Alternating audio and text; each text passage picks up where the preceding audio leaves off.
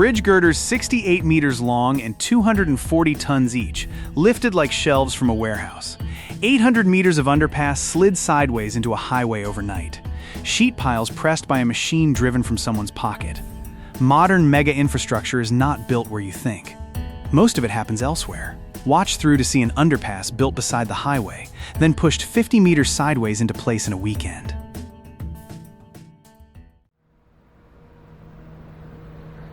A finished bridge is floating through a canal at 2 in the morning, and the crew has 4.5 centimeters of clearance on each side to work with.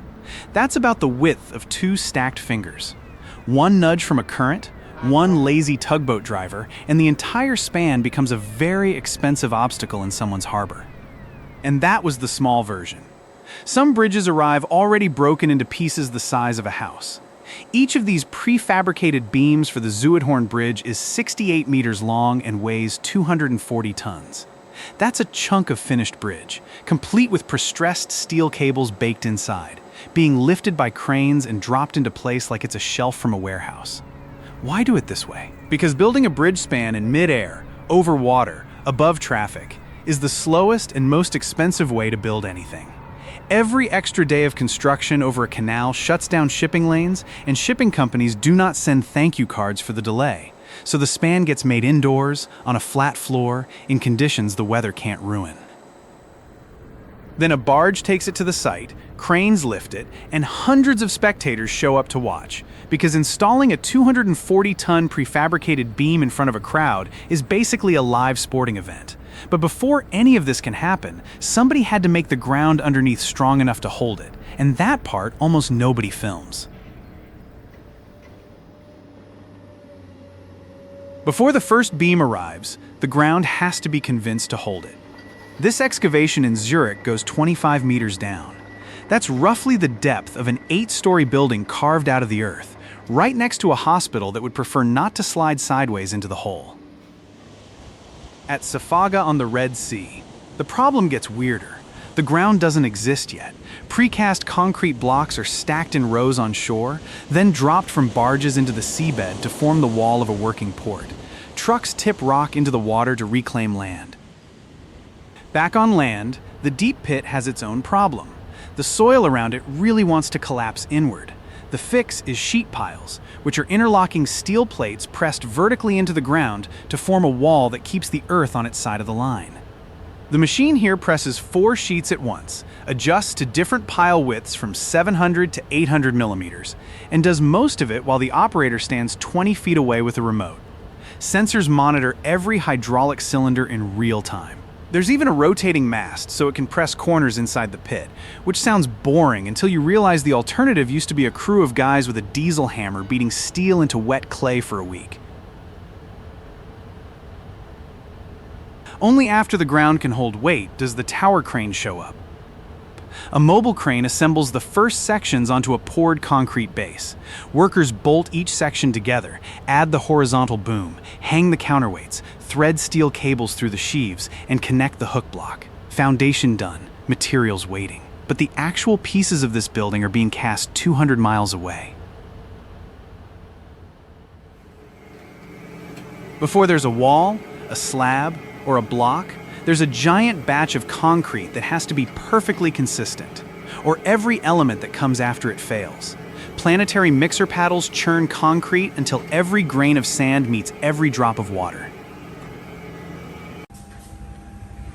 Once the mix is right, blocks start coming out of a machine at a pace no human arm could ever match. Around 5,000 concrete blocks per day roll off this semi-automatic press, which is the difference between a construction site that finishes on schedule and one that becomes a running joke in the local paper. The trick is repetition. Each block has to be identical in weight, density, and dimension, because these blocks will be stacked 5, 6, 8 stories high, and if one course is even slightly off, the wall above it drifts. Old-school blockmaking meant a guy with a wheelbarrow, a shovel, and back pain by age 35. Now the machine handles the compaction, the vibration, and the ejection, and the operator mostly makes sure the hopper doesn't run dry. You'd think faster means cheaper, But the real payoff is that 5,000 identical blocks show up on the truck, not 4,000 blocks and 1,000 embarrassments. That's how a housing project of 500 units even becomes possible in 1 year instead of 5.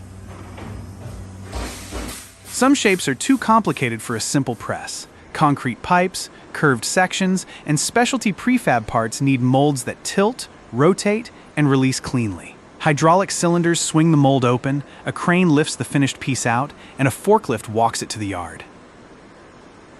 Then there's the battery mold, a way to cast 8, 10, 12 massive wall panels at once, standing up in the same block of steel.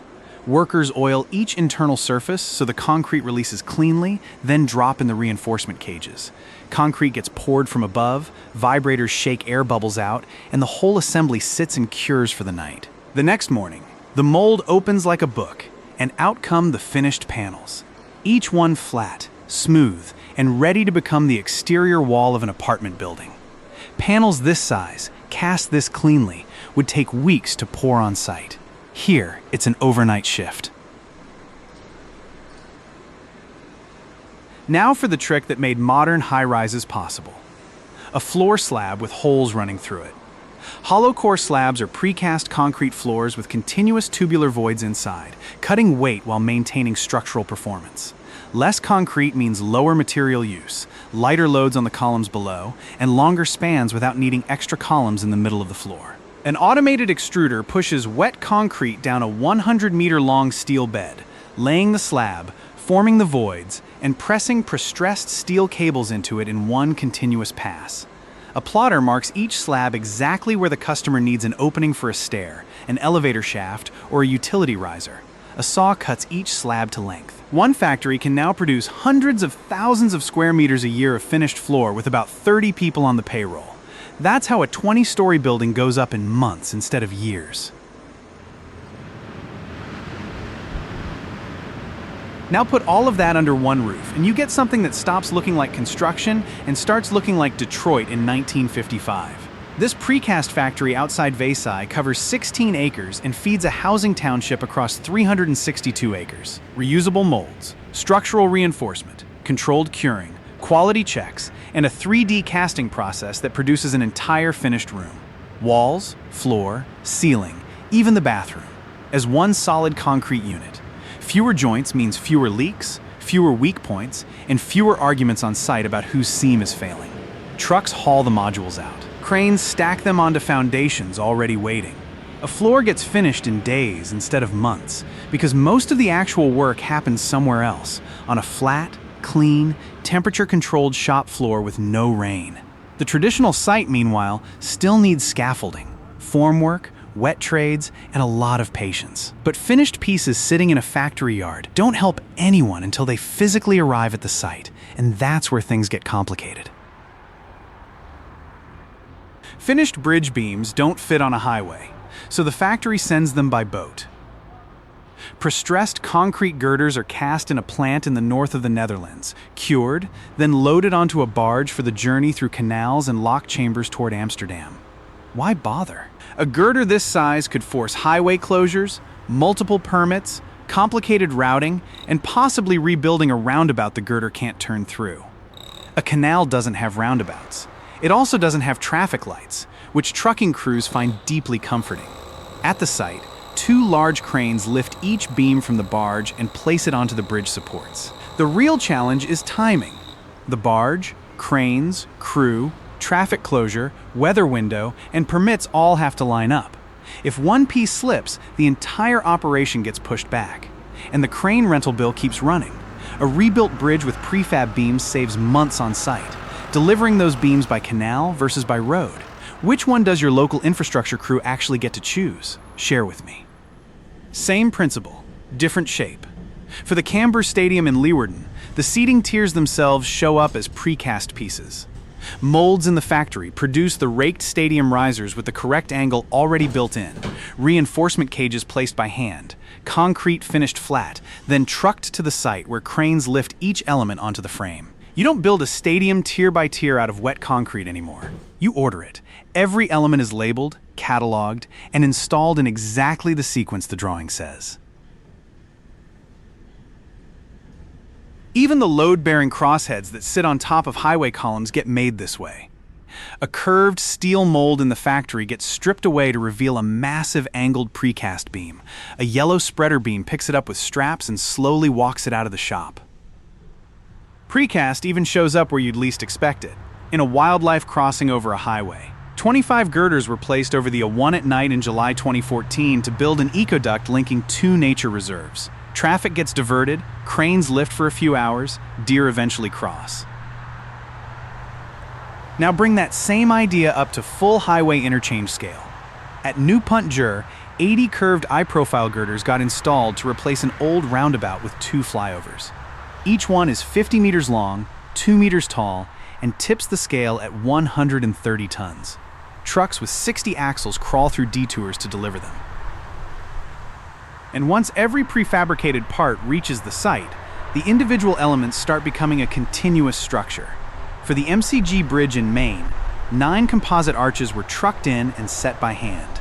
No heavy equipment for the placing itself, in just a few hours. Then decking went over the arches. Self-drilling screws locked it down, and self-consolidating expansive concrete filled the tubes from the base. But sometimes even prefab plus fast assembly isn't enough. Sometimes there's no room to build in the first place. Sometimes the site refuses to cooperate, so the entire structure gets built next door and shoved into position over one weekend. An underpass for the A27 highway was cast beside the road, then slid 50 meters sideways into its final spot beneath the traffic. Excavators scoop out the ramp, load-bearing sand fills in behind it, asphalt goes down through the night, and by dawn drivers are rolling over a tunnel that didn't exist 2 days before. Nobody remembers the closure a week later. Same idea, much heavier. 2 roof sections weighing 3 million and 4 million kilograms each got slid into position over Amsterdam's Zuid station in a controlled 48-hour window. Traffic on the A4 and A10 shut down, cranes worked around the clock, and by the next morning at 5, the highways reopened as if nothing had happened. The pattern keeps repeating. Cut the site work down to almost nothing. This precast floor system combines structural slabs with high-performance insulation in the voids, arriving as 12-foot wide panels that also serve as the finished ceiling below. Cranes stack them, connections lock in, and multiple trades disappear from the schedule at once. One project used it to erect 163,000 square feet of residential space in 5 months, through a harsh winter that would have stopped a wet concrete build cold. Now take the same idea underground. In Washington, a 126-inch diameter pipe rated at 1,920 tons of jacking force gets pushed horizontally through the soil, section by section, instead of digging up the entire route from above. This is how a sewer tunnel goes in without shutting down half the city, and how combined sewer overflows into the Anacostia finally start to drop. The same manufacturing logic moves into hydroelectric infrastructure. Large diameter pipe sections for a penstock replacement at the Deer Lake Hydro Plant were built in a plant in Houston, stacked in yards by the thousands, loaded onto a cargo ship named Ungo Rotterdam, and delivered across the Atlantic to Newfoundland. At the site, excavators lower each section into a prepared trench. Crews connect them one by one, backfill goes in, and eventually water starts flowing through, spinning turbines that push electricity into the grid. A penstock built 4,000 kilometers from where it operates. But even a project this complex happens fast, and some mega projects take years to even become visible. After weekend slide-ins and overnight installs, meet the opposite side of infrastructure. Projects where the payoff moment takes half a decade to arrive. This is the Trizungo Tunnel on Italy's SS4 Celeria Road. 2 kilometers of tunnel being carved through solid mountain in the snow. Drills bore into the rock face, workers install anchors and structural supports, excavators load debris into dump trucks, and the tunnel creeps forward a few meters per day. November 2024, a different Italian project, the Valtrampia link between the A4 highway and the industrial valleys of Brescia. The site is just taking shape. Jet grouting reinforces the soil at the southern entrance. Large diameter piles get driven into position. Scaffolding for a viaduct over the Mella River goes up, workers weld in the cold, and temporary piles hold the riverbank steady. Excavators start biting into the mountain at the northern portal. The first cuts establish the tunnel alignment, with each advance checked before excavation pushes deeper into the rock. Fast forward almost a year to October 2025, and the site is unrecognizable. The Villa Carcina tunnel has advanced more than 300 meters into the mountain. The pace is now 100 meters of excavation per month, which pulls out around 20,000 cubic meters of rock every 30 days. Nearly all of that rock never even leaves the region. It gets crushed on site and reused for road embankments or as aggregate for concrete. Fewer trucks off-site, fewer imports of gravel, less landfill. How many months would you guess it takes to punch 300 meters through a breccia mountain? Toss out a number before your neighbor beats you to it in the comments. The steel-concrete Mela Bridge is nearly done, and the crash barriers are being installed.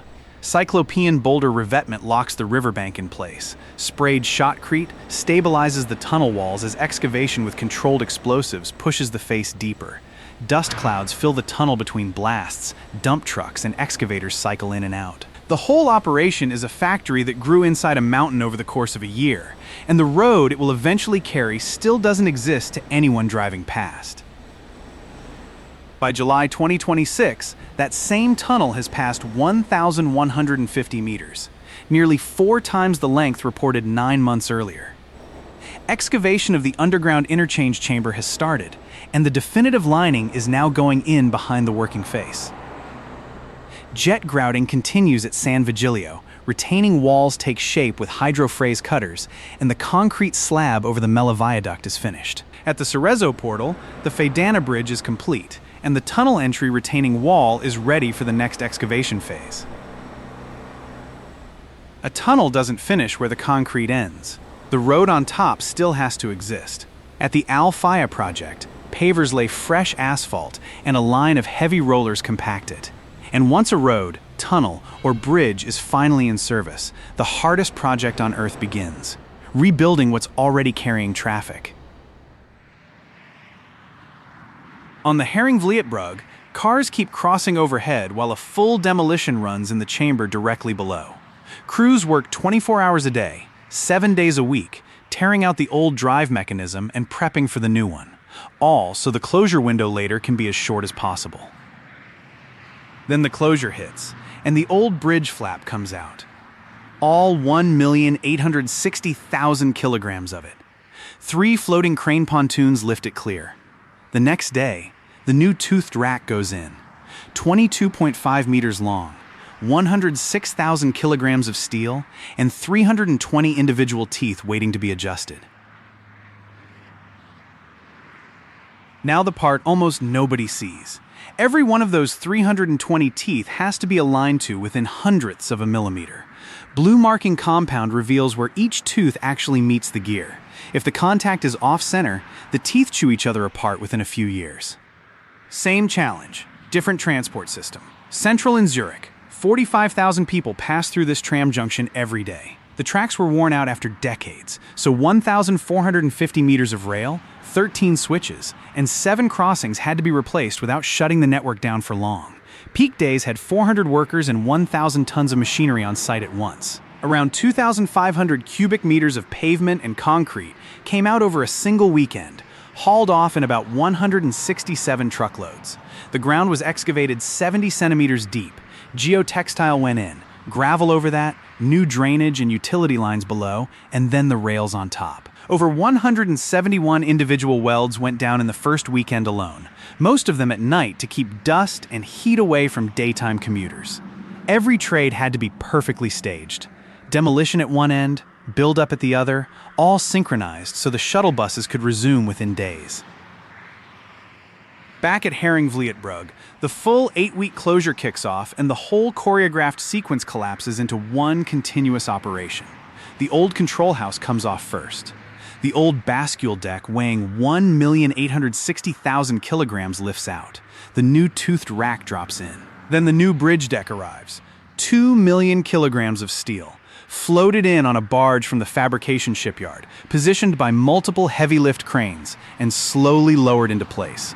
Crews immediately start welding, placing rebar, and pouring concrete for the chamber roof. The drive mechanism gets its precision alignment, gears meshing to within hundredths of a millimeter. Asphalt goes down last. Traffic reopens. The reason it works is that nothing on this timeline is improvised. Every hour of the 8 weeks was planned before the first traffic cone went down. When a component runs late or a weld fails inspection, the entire downstream schedule has to be reshuffled overnight, which is why bridge renovation contractors have some of the fastest project managers in the industry. Here's where the old bridge you replaced becomes the next problem. The steel arch of the Bugbrug Vianen was suspended between 8 lift towers on a pontoon and cut apart over 19 days with handheld torches, floated in pieces to a shipyard for recycling. Once the old bridge or building comes down, the debris doesn't just vanish. Someone has to sort it, and that someone is increasingly a robot. This processing center in Oberglatt handles mixed demolition waste around the clock. 6 intelligent sorting robots use laser sensors to identify wood, metal, plastic, and concrete on the conveyor, then pluck each piece out at speeds no human hand can match. What comes out the other end is high-grade secondary raw material, gravel, aggregate, and metal ready to go back into a new build. That's how a demolition site stops being a landfill.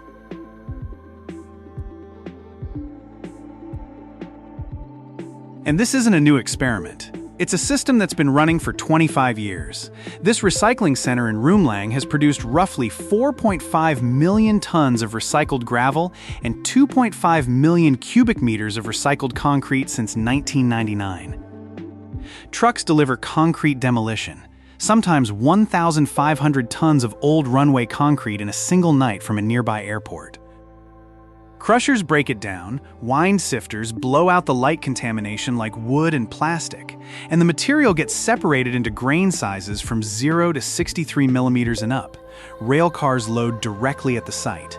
2 mixing plants combine the recycled aggregate with cement to produce a special concrete where CO2 gets locked into the pores of the granulate itself. The plants together push out 200 cubic meters of finished concrete per hour. Your old highway becomes tomorrow's apartment foundation.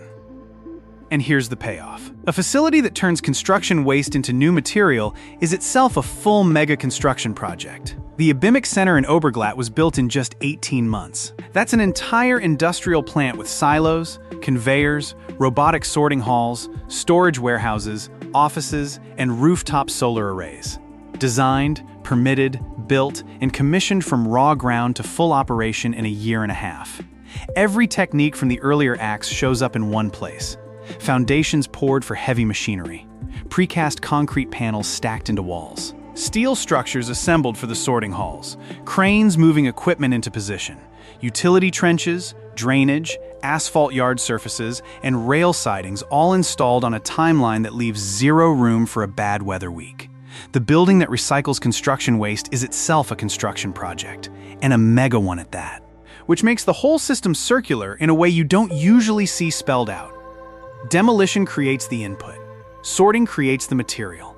That material builds the next factory. The next factory recycles the next demolition. It never stops.